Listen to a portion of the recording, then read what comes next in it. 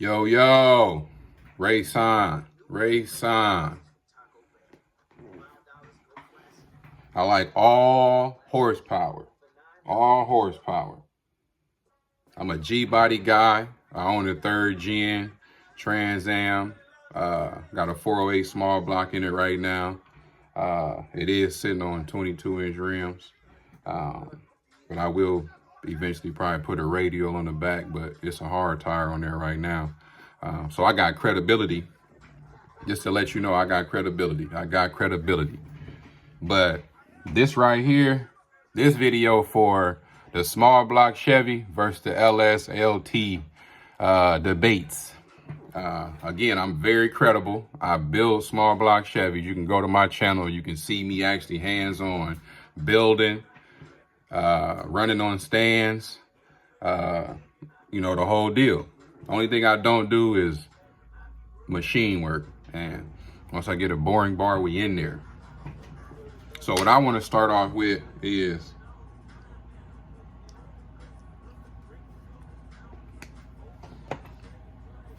the LS and the LT is claimed to be more superior than a small block Chevy.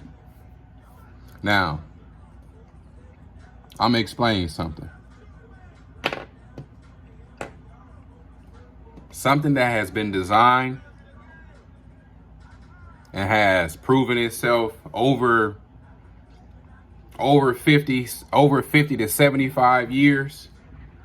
You can't really do too much to you know, try to demote it, right? So let's just keep that at the forefront, right? This engine, this small block Chevy Gen 1 engine has been around way before me and after me. The LS, I believe they said it came out in about 97, 98, something like that. It's supposed to be a superior built motor due to technology. So I don't know if you guys poking at the small block because it's older. To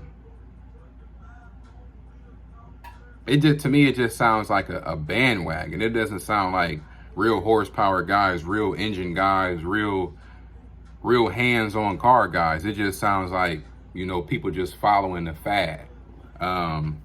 Which is it's cool because today is like you know, everybody is following waves and a lot of people aren't, you know, established in their own thing. But one thing I will say that I've learned, I'm gonna make a drawing of it because this made all the sense to me as to why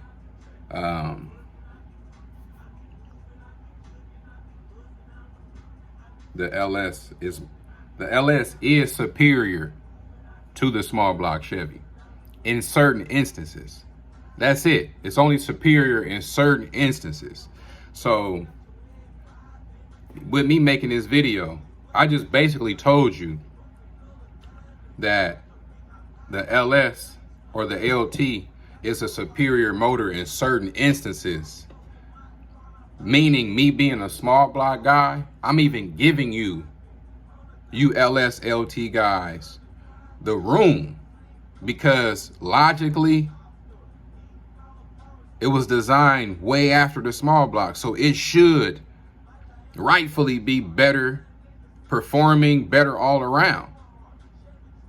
But what you got to understand is the small block Chevy is still around making noise. Making real noise, proven.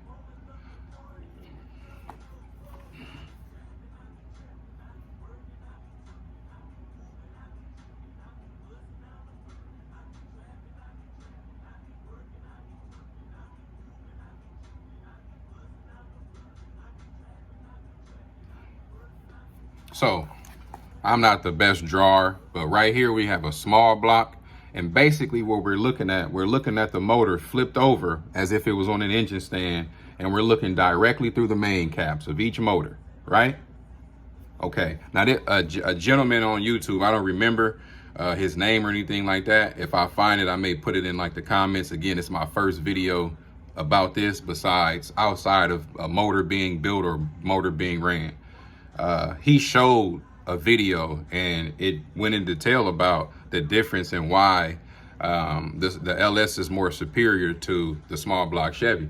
And again, I always knew number wise, not NA, turbo, or a lot of nitrous, that the LS will hold up.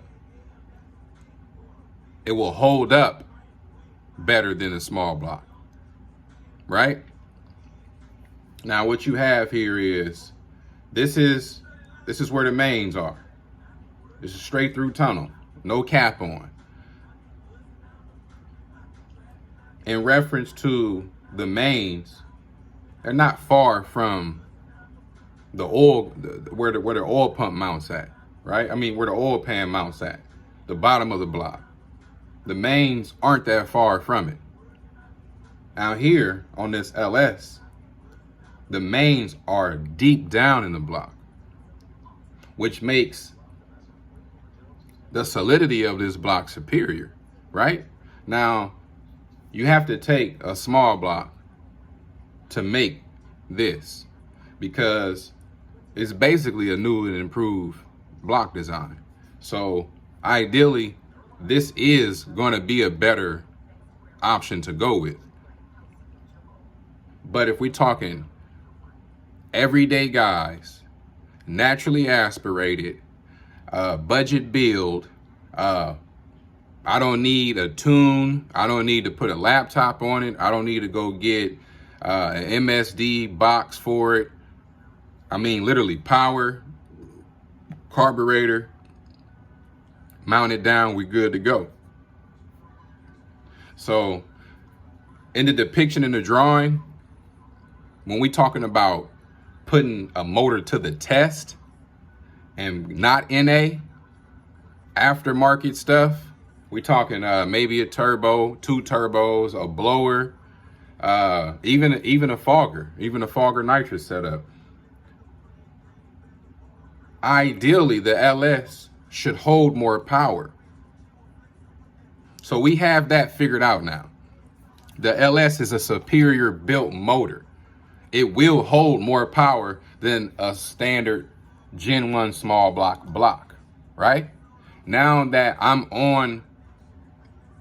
not on the same side as an LS or LT guy. What I'm doing is I'm agreeing with them. But at the same time, they don't want to agree that the small block, with its same structure and build and design, will still outperform an NA, LS, or LT. It's been proven, and I'm going to tell you why. Cubic inch wins. A standard LS, LT, anywhere from 293 or 292 cubic inch to about 326 or 325. It's basically a 327, and the 4.8 is like a D-stroke 327, I believe. Don't quote me on that because I don't got my calculator out to be doing exact numbers, but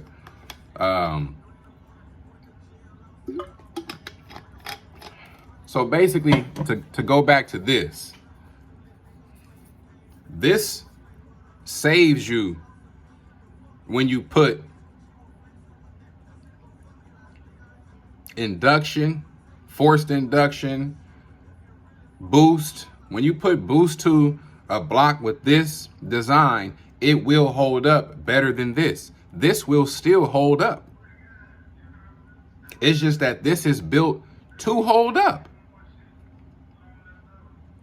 This is a great invention for all backyard guys, because you can take a $300-400 setup, and if you care to go through it, you can leave it standard stroke, standard bore, and you can still produce 4-digit numbers with it.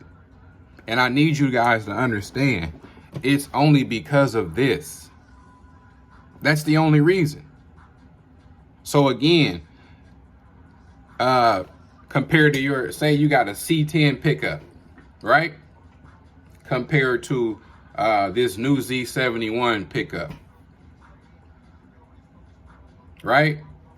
The C10 bed is going to be bigger because it was just designed bigger. This just is some things just designed certain ways that there's still a factor. There's still a factor. So you get some guys that'll still drive a C10 because the bed is longer. You can get more stuff inside of there. It's cheaper. They can just smack a 350 in there, 305 in there with the TBI setup or a carburetor setup and just going about their day doing the exact same thing that this truck can do. So basically what we need to understand is when you want to put when you want to put a serious amount of power on an LS, that's the block to do it to. A small block I've seen produce upwards of 900 horse standard, even 2-bolt blocks. So again, what we have is a preference game now. It's what you prefer. It's not what's more popular. It's what you prefer. I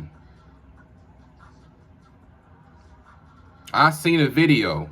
It's a video where it's a 327 small block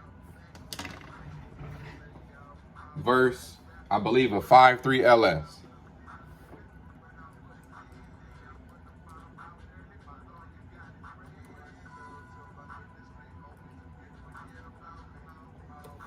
It was, I believe Tony is his name. I watch him quite a bit. He's a pretty cool guy. I'm gonna just put my laptop up to it to show you guys. This is the video right here. Let me get this.